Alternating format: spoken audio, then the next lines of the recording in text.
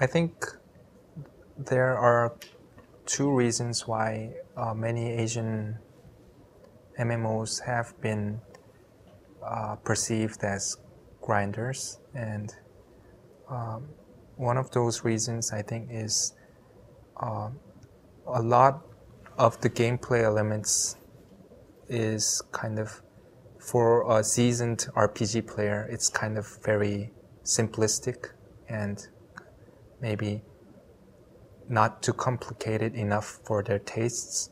But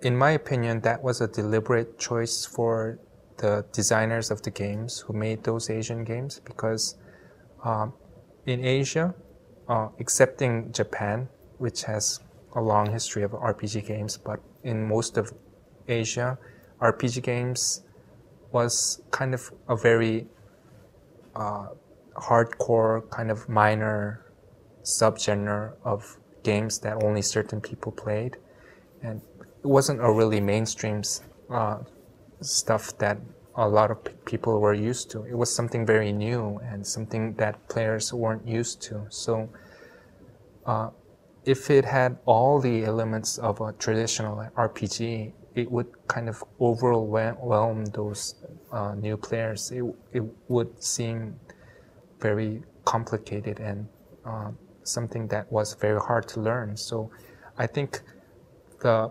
designers of those early Asian MMOs kind of toned it down so it can be something that can be easily learned by the average, gamer who haven't played any RPGs before. I think that was a very right decision, because as you've seen, Asian MMOs kind of exploded all over Asia, because I think one of the appeal was it's something that anyone could just pick up and start playing. I mean, in Korea, 40-year-old, men who haven't played PC games before in their life, they're playing, games like Lineage, and they're having a good time.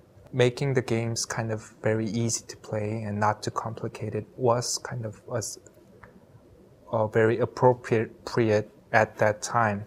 Asian MMOs didn't have a lot of content because that wasn't expected of RPGs. I mean, but also for